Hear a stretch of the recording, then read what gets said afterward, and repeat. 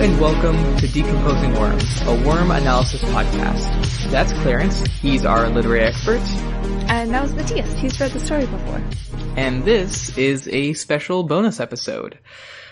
So we recently announced, as in like a couple hours ago, that we are going to be going on to a bi-weekly schedule. Or fortnightly, I suppose. Or fortnightly because I said this on the Discord, but the dictionary organizations, companies, need to come together and declare semi-weekly to mean one thing and bi-weekly to mean the other. That's just what needs to happen, because right now they mean the same thing. Prescribed, singular definitions, I feel like. Well, the English language is so full of exceptions, I agree. However, this, prescriptive language almost always to me is it puts shackles on language. However, this is just a confusion that is unresolved by anyone. And also, what's the harm of this particular one? Maybe at the very least, they can come together and suggest one to be the normal. True.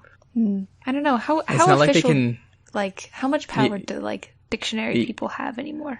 Yeah, it's because there's no grammar police. Yeah. Anyway, sorry, we're getting sidetracked immediately. It's a bonus episode. It's casual. It's whatever. So our perspectives episode on arcs 18 through 22 will actually be coming out next Friday. So that is 1 week after it was originally planned to come out. However, we know, we didn't announce this last episode. This is kind of a surprise. We don't want to just leave a blank space. And so we'll be uploading this little special episode. Yeah, woohoo. So we're going to be talking about how Worm's action is written and things like that. That's something that we've wanted to talk about for a bit. We just never had a particular moment that we're like, okay, yes, this is the moment to talk about action. So here we are. Yeah. And it's going to be a little bit more of a casual discussion, I think. But we have some points that we want to bring up, some things to explore. So yes. Let's get into it, Clarence. What are some stuff that you noticed about Worm's action? Or actually, how did you approach it when you were looking at this topic? Perusing. I sort of, actually, almost by accident, all of the moments that I wanted to look at, I ended up reading, at least a few moments before every fight that began. Okay. Because I wanted to look at kind of where Taylor began in her, and how Wildbow kind of set up that initial fight. Began in with Lung. Okay, so you're not talking about specifically every single fight. No. Well, then I started, I kind of began noticing how very different she is much later on, when she's so much more confident in her abilities and her position in both her individual group as well as just the city and the parahuman community. Yeah, because she still makes all of her little cataloging and everything in the middle of the fight, but there was a lot of she jumped in a lot faster. With the other ones, especially when she goes on offense, she's very, very meticulous in the way that she sets up her plans, and then we kind of, as the readers enter, Wildbow sets us up where we have the lay of the land because she provides that to us, right? Taylor does with her bugs and everything. So we kind of understand how everyone is positioned as we enter the scene. Right. Yeah. So there's huge amounts of awareness for us. There's less of the way that one interlude was written with where it was it had Pago and yeah, the PRT interlude, that was one that I looked at as well. Yeah, where it was I think that's why it stuck out so much. It's because usually we have a huge kind of visual scope. Yeah, if Taylor, that is something I want to talk about, is just how Taylor's swarm sense just changes how the fights are narrated. And that one, if you put Taylor in that scene, right, you can imagine how she would be cataloging, okay, in this area, there are these ones. In this area, there are these ones. Overall, this is what they're doing. This is how they're approaching. These are our avenues for escape, etc. And definitely the PRT interlude is just filled with darkness that obscures sight, essentially, is what it feels like. Yeah. I think that's what makes it so, like, creepy or, like, horrifying. Yeah, it's because we don't know, you know? I mean, I guess that's the whole debate between the known and the unknown of fear, though, which I didn't totally notice before. This is kind of an aside, but, like, I didn't totally notice before, but the conversation that Lung has with Bakuda, where he's like, it's better to be known and feared rather than unknown and feared. Yeah. Because then they, like, build upon what they think, and, you know, it's like, and then earlier, Taylor has this whole conversation with Regent and Imp about, like, the unknown of fear, where she, like, because she pulls that concept from Bakuda, too. Yeah, Bakuda is, even after that lesson, right, there's the Arc 3, just the bombing in the storage containers. She does talk. I mean, the air she puts on is that she's extremely unpredictable, right? That she is an unknown. Yeah, like she could blow you up for no reason. Because presumably the conversation between Lung and Bakuda occurred before all of that, right? I mean, it had to have, because that was when he sort of entered into the scene. Yeah. Well, actually, come to think of it, I think she mixes known and unknown, because she also put bombs in everyone's heads, which is a very known fact, right? Yeah. So that is interesting how it propagated from Lung to Bakuda to Taylor that way. I don't know how that was tied to what we were talking about before. I don't, but the fear of the unknown, like in the PRT interlude, yes. Yeah, so there's very much, like, we know the layout of the entire battlefield, especially the huge, large battles they're going on, like with Leviathan and with Noel, or like Echidna. And even like some of the like really large battles with, or like especially the one that was like pre-second trigger event for Brian, like when they're all kind of like, when Taylor has her whole plan and she's kind of manipulating what people are doing. There's just this very, like, I don't know, it's all very, we're aware of everything. Yeah. You know? It's interesting, though, to think about how, something that I was noticing, I looked at the mannequin fight, which I think is a really good example of, you know, Taylor problem solving and all that, and that sort of rhythm. And I looked at a few others as well.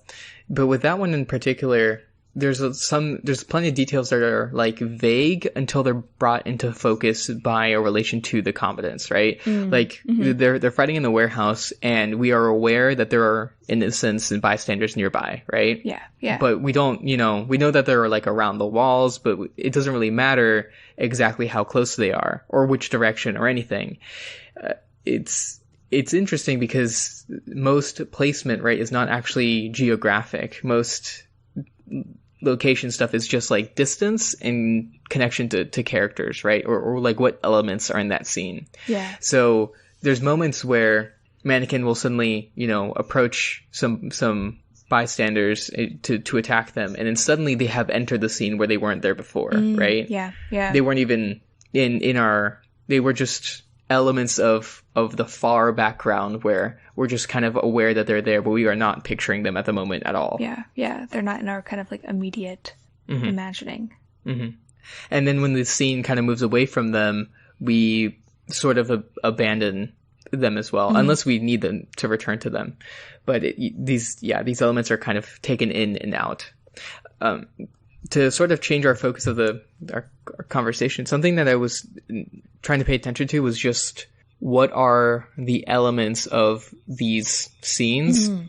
And I classified them into 4 sections. And I mean, they're extremely broad. And so they kind of, I think you could apply them to just like any sort of writing, not necessarily just action. So, but they were setup description, which is like separate from normal description, action, dialogue, which is, it needs a place, and then consequences, which I think it's mostly just like internal narration. But I also, to me, that's like anytime a character, or especially point of view character, feels emotion or feels pain, or also when Taylor or another character is like summarizing what is the state of things, right? There's parts in the Echidna fight and Leviathan and others where basically to signify a turning point, she'll go, we were winning or we were losing. And then suddenly it shifts the entire feeling of the following action. Yeah. And it kind of like prompts immediate action by like the individuals too. Mm-hmm. Is that there are like those particular moments are like, I mean, narratively, not narratively, like textually, I would say, are like a moment of breath for us, the reader, to like kind of reevaluate, and then we kind of dive back into the action because there is that sort of slight shift. Yeah. Something I was also noticing is that the text almost always never strays from Taylor for more than like 2, maybe 3 paragraphs. 3 paragraphs was about the limit. With some variation for like sentence length and things like that. But it would usually follow something, not necessarily a pattern, but a form where, Taylor will look at the greater battle or some significant event that is happening that is not her. And I'm thinking of Leviathan and Echidna and a couple other places when I'm saying this, not necessarily with Mannequin, because of course every action was basically directed at her, so she's always present. But in these battles, we'll get 1 paragraph of description of what is going on in the battle at this given moment, maybe a second one if it's very complex or important, and then we will cut to Taylor's over time. More of it becomes like Taylor's bugs and what she's doing over there, but especially early on, it cuts to Taylor's body. What is she in the moment? What is she seeing directly around her? How is she being affected by the stuff that's going on in the greater battle? And I think that's a pretty key part of how we don't actually get lost while this is happening. We don't get lost in her swarm because we're reminded of where and what her body is. Yeah. It's very, you'll have to forgive me because I'm like reading all this Shakespeare, but it's very much like the play within the play sort of thing. Of like, we're reminded that we are like the viewers, that like there is like multiple different levels because we keep like jumping back between her and what's going on and what she's seeing and what she's like sensing. Right. The sensing and the bug swarm sort of thing, especially as she gets more and more removed from a narration, right, becomes a different medium, a different. Almost not a different narration, but it definitely is it feels more objective, right? Than when we get back into Taylor's body and suddenly, it makes a lot more sense for her to have an opinion on everything that happens because it's directly affecting her. Yeah. The swarm is very much more observational, like, I mean, this isn't during One to Fight, but like, especially when, we're meeting like all of the like Chicago wards and like everybody's gathering to have like a whole chat. We almost don't even think about the fact that she herself can't see like visually with her eyes, right? Because we're getting all the narration from her observations with the bugs. Right. Yeah. And that's what's most important in action is basically, just locational, and like the weight of things and the relevant details to know how characters are going to fare in the battle. Yeah. It's very like movement based. Yeah. And you don't even think about it. And I don't know, like, I feel like I forget that it's a bug that's like providing this information. Yeah. Especially as she gets later on, and she basically does the stick figure thing where she puts bugs at everyone's joints and keeps track of them that way. It's just it's a fascinating idea. So I'm looking at Scourge 19-5, which is during the Echidna fight. It's basically the last. It's the chapter where Echidna splits off. Yeah. And it's interesting just seeing the flow because there's 2 places of combat here, right? There's against Echidna and against the clones. And what's interesting is, we have the setup description from Setup description keeps happening throughout all of the scenes as soon as there is a new situation, basically. So, of course, we know that we're in a ruined city. We already have that from before. We have where Echidna is, but there's a part here where she creates a bunch of clones onto the ground, right? And then we get a whole paragraph describing these clones before before they become elements of the scene and they start affecting other people. And Taylor starts to affect them. And then that's when Echidna sort of fades into the background and this becomes the new battlefield. Yeah, we kind of like narrow in our like scope of what we're looking at. And I feel like that sort of like setting up the scene and kind of returning to that and kind of, you know, rewriting the setting, I feel like is a commonality between a lot of even not even just like the huge large fights, but like the smaller fights as well, where like we get that kind of in and out of like the really like fast paced, you know, battle moments, and then we kind of step out and just like as readers, like we step out and receive like new information, like a couple of paragraphs, 3 or 4 paragraphs of information, so that we have, you know, we know what this individual, you know, parahuman has, like their ability, or like relevant information as we like kind of return into the scene, so that when the action happens, we understand what's going to happen and why it's happening and that sort of thing. What I've noticed going through it is that, you know, Taylor will have these moments of thought, right, where she's considering what to plan, what to do, and almost always, or very often anyway, they do actually occur in some sort of lull in the fight, where either she has a chance to step away, or otherwise, like, not see what's going on in that area, before we eventually go back and look and see how things have progressed since the last time.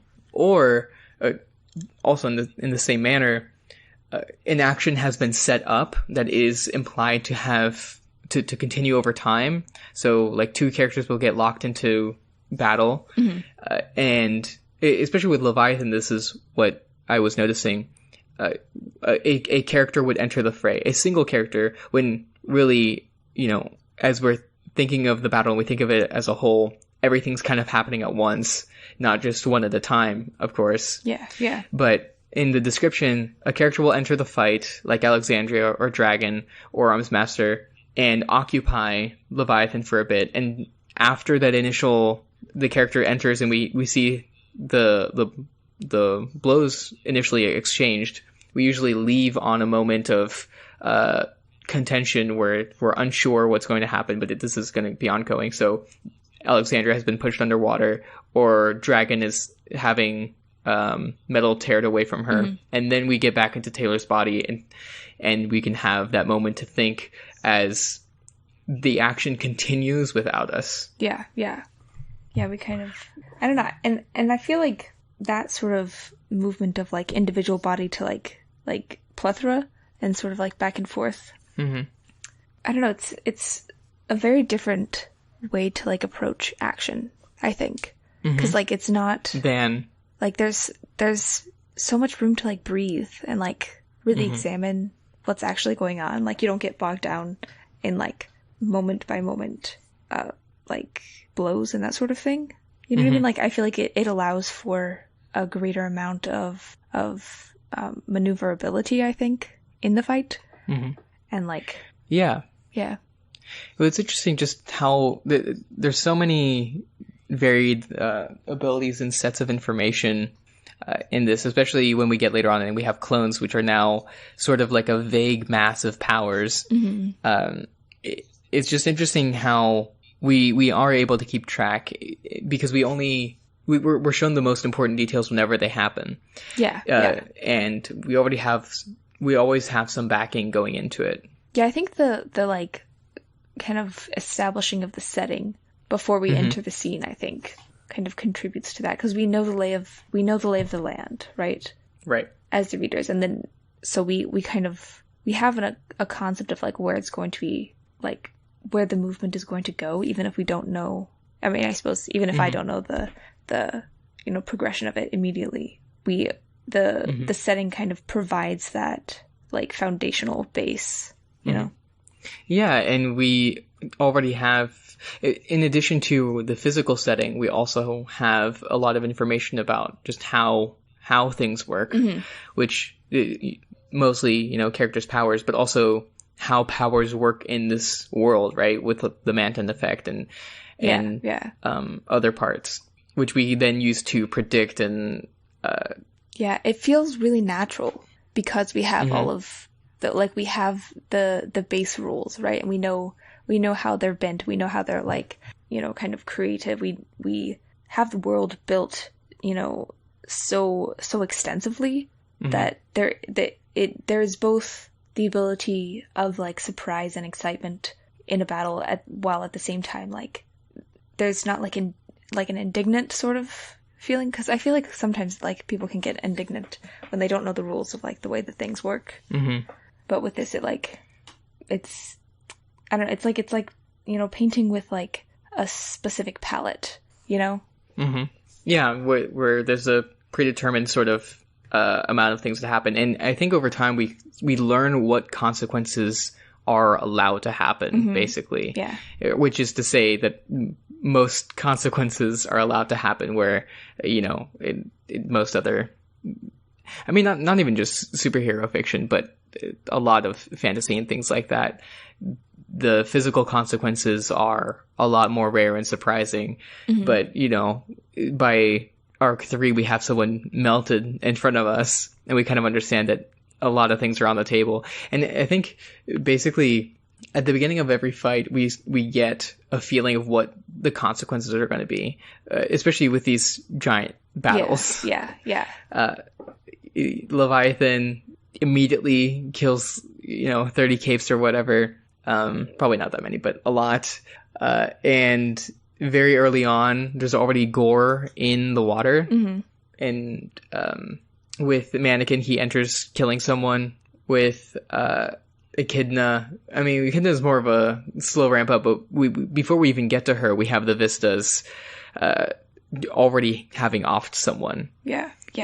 And that is even before we meet her. And we have previous knowledge of them, of all of, like, the really large, because, like, with Leviathan, before we even enter into the fight, we have the whole, like, legend speech, and Taylor kind of goes through, you know, what she, like, has presumably learned, like, in, you know, class or history or however individual young people gather knowledge. About, like, previous Leviathan fights, and then, like, the kind of precedent that Noelle set in New York. Was that New York or Boston with the 40 people? Not Boston. Somewhere else, I think. Yeah, but so, like, they know like the material consequences. Yeah, we get the emotional weight of things before we get into them very often. Another thing I want to look at, and this is just classic for all writing, but I think it's very clear in the writing of the fights. Characters almost always don't just win. It's always either failure or the controlling guide for most of the action is yes but and no and, right? Yeah. Where over and over, if something succeeds, it does, but then something else happens that has to be dealt with. Or a character will fail and it gets worse. So Taylor will fail to stop the blades from whirring, and Mannequin is now going after bystanders. There's a part where he thinks that he's killed her, right? He draws a blade across her throat, and she pretends that she's dead. So that's a success. She successfully pretended that she was dead. But now Mannequin is attacking the bystanders right there. Yeah, it's very much, nothing can get immediately, like, nothing ever gets, like, totally settled. Nothing gets better very often. Nothing just gets resolved. You know, Eidolon will be, the anti-Eidolon will be put down, but it's already been too late, and now we look around and everyone's super demoralized. Yeah. From the speech he gave. Oh yeah. Oh my gosh. Yeah, and that was another thing that I noticed too about, like, the presence of, like, language within these fights, especially, like, even, like, the really large fights, because I mean there's, like, expected banter, right? When it's like a small fight or like, just kind of like the skirmish or whatever you would say. But like when it's a large battle, I suppose there was more like back and forth than I expected. Mm-hmm. Which I feel like it creates like another level of like, I don't know, like it's not always violence, but I would perhaps place the word violence in this point. Maybe tension? Yeah, tension I think would be good. Mm-hmm. They're a whole different aspect of the battle as well, right? Like, yeah, a battle might have multiple locations where things are happening, but if they're also exchanging words, that is a whole nother thing. I'm thinking of her raid on the PRT headquarters during the Dragon Arc 16, where she jumps in and is teleporting all these heroes out, right? So there's a battle going on in there. We're dimly aware of a battle, of fights going on outside of the building. And also Pigot is insulting her, and they're having a sort of mental battle that way as well. Yeah, and then a couple of the moments too, like when they're like talking back and forth with like Noelle.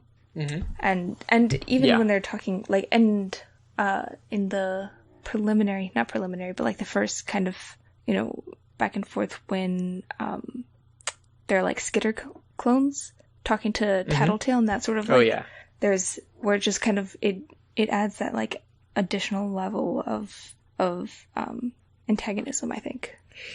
Yeah, like, I think or like there's another really, like balancing act, I suppose you could say. I think a really, really good place for this is fighting Jack. Basically every time they fight Jack, but especially in Arcadia High. Yeah. Especially, anytime that he's There's involved. a lot of fights in this book. There's so many. There's so many good ones, too. Yeah, and they're all so, like, different from each other. Yeah, I think we talked about that last episode, but it's worth repeating. Yeah, well, because it's just so, like, refreshing, because, like, I don't know, like, there's just totally different ways of, like, having to approach it. And so it's like all of your previous experience, as, like Taylor, she's accumulating all of this experience in the field or whatever you could say, but every time she's having to kind of reevaluate and like rearticulate her methods, I would say. And the threats get worse and worse, always. Yeah. Another thing is, I think it's brilliantly done on, I think one of the most well executed and subtle things about Worm is Taylor's slow accumulation of skills and how natural and earned they feel. We get our first swarm clone, I think in arc 4 or 5, I think 5, and it still takes her a while before it stops becoming. Nazis show up at yes, place? at Bitch's house. Yeah.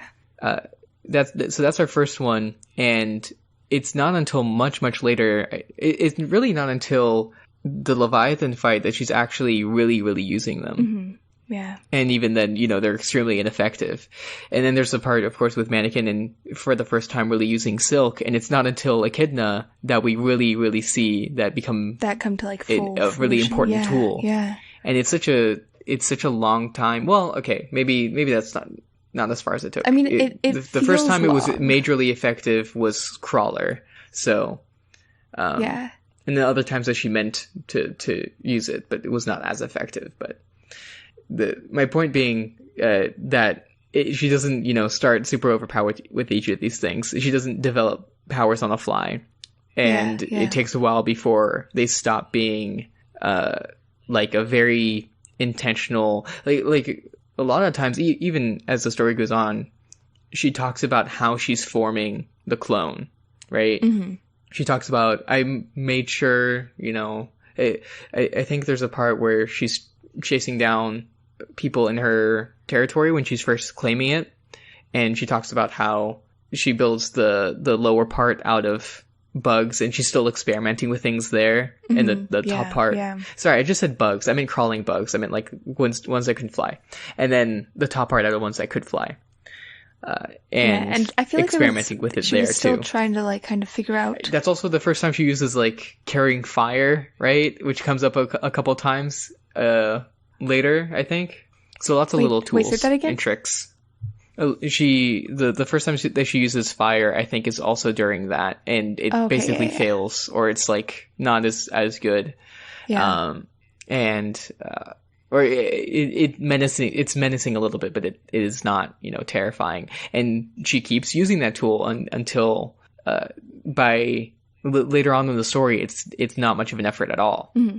It's just a thing that she can do. She she used bugs to get the flame over there, rather than having a description of I lit the handkerchief and I had one bug, carry it with another one, meeting it to catch the flame.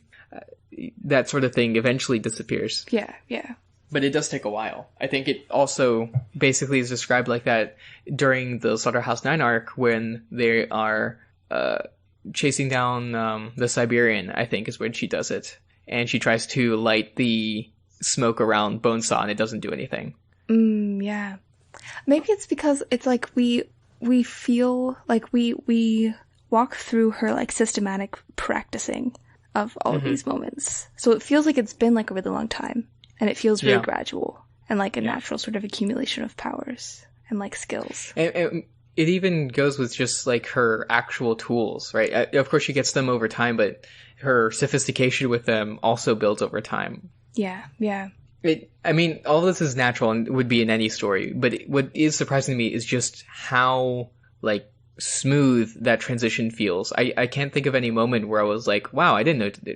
Well, I was about to say I didn't know that she could do that, but that sort of happens. But more, there's no big power boosts, right? Another great example is her being able to hear through bugs. I think basically at this point in the story with Arc 22 Cell, that's when she finally can hear consistently with her bugs. But it takes like a very long time. Yeah. For her to kind of develop that.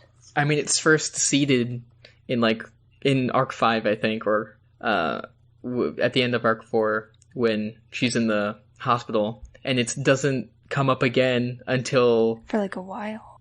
For a long, long while. Many, like, almost 10 arcs, like a couple of moments where she's like, oh yeah, I was like practicing with this. Yeah. Yeah. But we don't see her implement it until much later. Mm-hmm.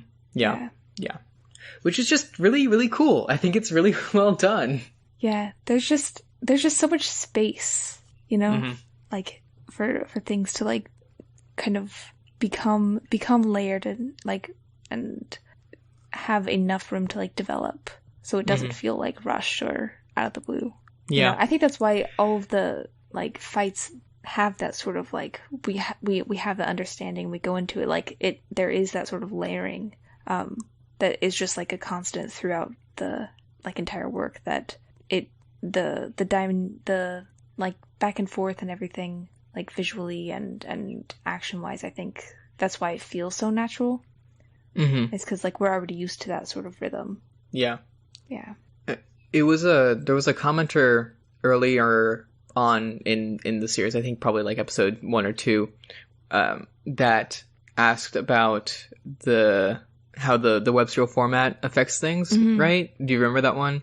Yeah. And talked about how because Wildbow can't go back and change things, a web serial is like constantly the main thing that it excels at is recontextualization, because that's the main tool that a web serial author has to work with. Yeah. Putting out all these elements in the beginning and then making them, giving a different context that makes them feel different later on. And I think that's at least somewhat related to Taylor's powers and how they work. That sort of layering.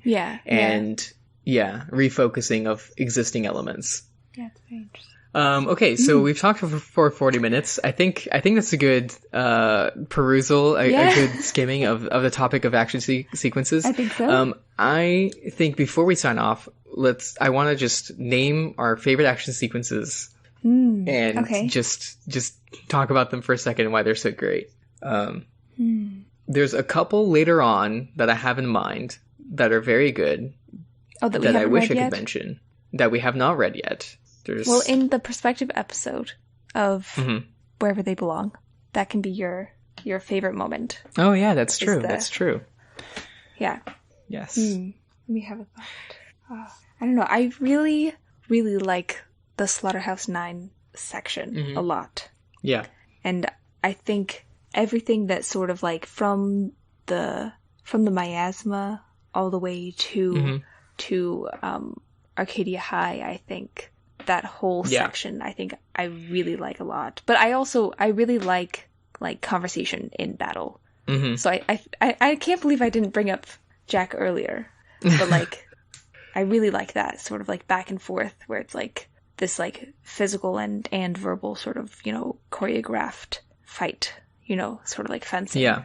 Well, as a sort of counter to that, I think my favorite part of that fight, and I was about to bring it up too, was basically at the close of it, it basically just devolves into like a physical scuffle where neither of them can use their powers effectively. Taylor, she doesn't have enough bugs to hurt him, and he can't use his knife on her when or at least he's limited in his use of his knife when they're so close together. Yeah. And they're basically like wrestling with each other is kind of how it felt like to me. That just the de-evolution from all the complex things from before, right before they had that conversation. And I think it continues during this too, but it's just a really interesting juxtaposition, and it feels totally different from anything that happened earlier in that arc. Yeah, that's true. I like that. I like that too, because it's like at some point words are not enough, because they're an approximation anyways. Yeah. That reminds me, I need to show you some fan art. Well, out of the ones that you have the option to choose, which one would you say? Of action?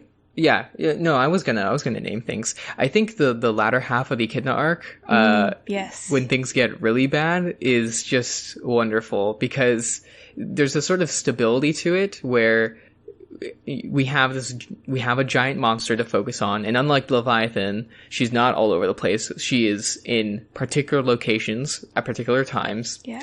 And then we have that other element that is spreading and constantly making things more difficult and providing these twists and also threats to our character specifically, our main character specifically, and the people that we like. Yeah. Yeah. Like Weld having the man with fiery limbs digging into him. Yeah. Oh my god, which is quite concerning. That was like, because that's our metal boy. I know.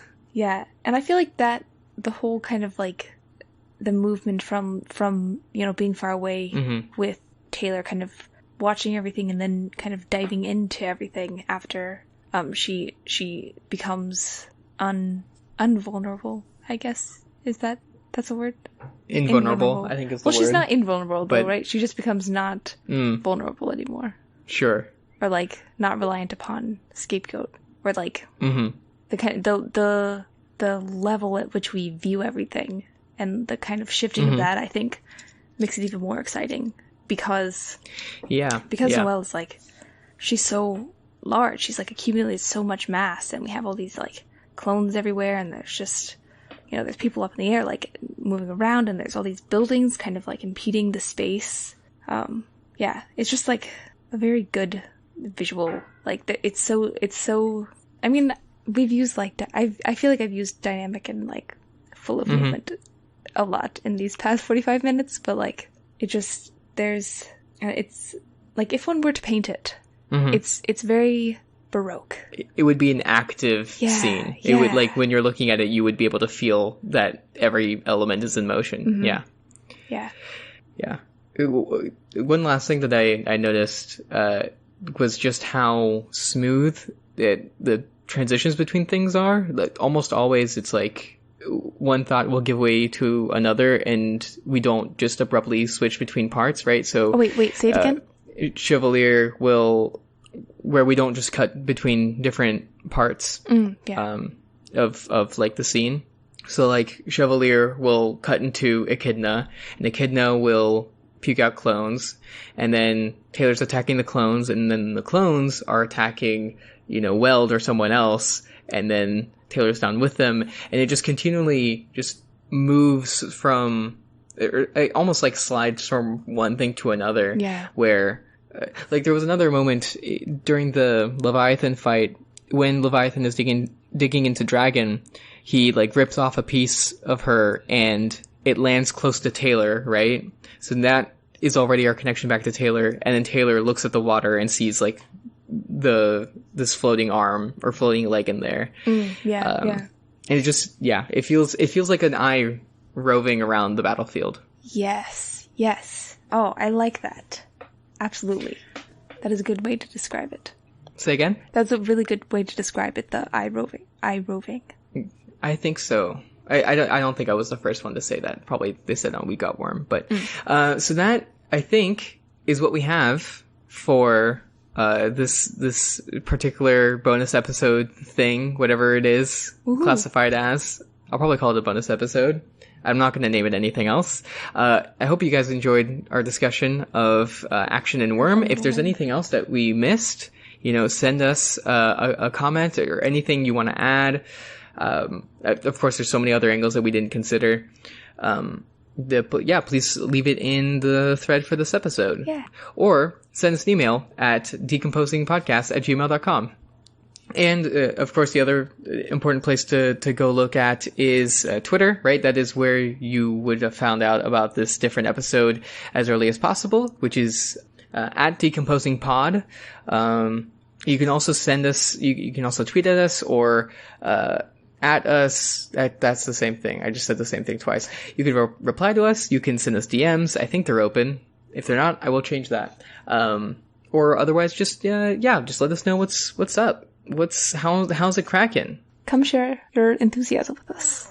Yeah, if you're mad at us, going fortnightly, you can tell us. Although, a thing to consider, which makes me feel better about going fortnightly, is that our episodes are getting so long that it's 4-hour episodes per week is quite a lot. Well, I barely am caught up on my podcasts, so. There's, of course, so many other things going on in Doof Media. I think voting for the Game Club is about to finish. I think Nier Automata is going to win. I think that's my speculation. I don't actually know, but I'm interested in hearing Elliot and Ruben talk about it. If that wins or something else. If you are a patron and you haven't voted in that, there may or may not be time. I don't actually know. You can check, and if there is not, then you can always prepare for the next one. And there's so many other amazing shows on the Doof Network. If you've just stuck to the Wildbow podcast, maybe branch out. Go listen to the Doofcast. Go listen to What You Say, or Media MD. They are all fantastic, and I really, really enjoy hearing them, especially because all our hosts are just so personable and stuff. It's just, I always feel just good listening to their conversations. It's just nice. Yeah. Plus, you can stimulate your brain, think about all these different media in a variety of different ways. Mm-hmm. Yeah. But also, if you want to contribute to Doof Media, you could contribute to the Patreon because it helps hosting fees, individual material things like microphones, etc., and then also fan art contests in general. All of this. Additionally, the second Patreon, if you should you should also consider donating to Wildbows, because Wildbow is the origin source of our enthusiasm in this community. And that's a good way to put it. Yeah, so we should support him. Yeah, absolutely. So you can go to patreon.com/doofmedia or patreon.com/wildbow, I think should be his Patreon. At Doof Media, we have a bunch of different rewards. At the $10 level, you get access to bonus content. And it is semi-official. Jarvis and I are going to do an episode on Puella Magai Magica Magica, the anime, the magical girl anime that is, subverts some tropes. It's very good. I think you would like it, Clarence. But anyway, it's going to be me and Jarvis. We're going to defend it from all of the accusations of and uncalled for criticisms heaped upon it by our main cast of doofs. We're going to reclaim its position as a great work of literature and art and pretty colors and many other things. That devolved quickly. Literature and art, time travel. and then just pretty colors. So, so if you like what we did here today, let us know. If you want us to do more bonus episodes in the future, or just do something else, or not do them, whatever, just go ahead and let us know. That's all we have for y'all this week. Next week will be our Perspectives episode on arcs 18 through 22. Yes. The week after that will not have an episode, but the week after that, book 5. So 3 weeks from now will be book 5, arcs 23 through 26. You want to tease what we're doing next episode? We could just be like, we're excited for y'all to hear us talk about. So next episode is on the Perspectives episode. We are really excited to talk about some things. Yes. I'm kind of wishy-washy on a lot of the things I'm looking at. I think I'm going to do some sort of rhetorical analysis, but don't fight me if I don't. I'm always ready for rhetorical analysis. Mm-hmm. Also, I'm very excited about my little plans about clothes and identity. I've been reading so much Shakespeare, like you don't even know. The Shakespearean comedies and costumes, like, I'm drowning in Castiglione. It's so much. That sounds lovely. See y'all next week.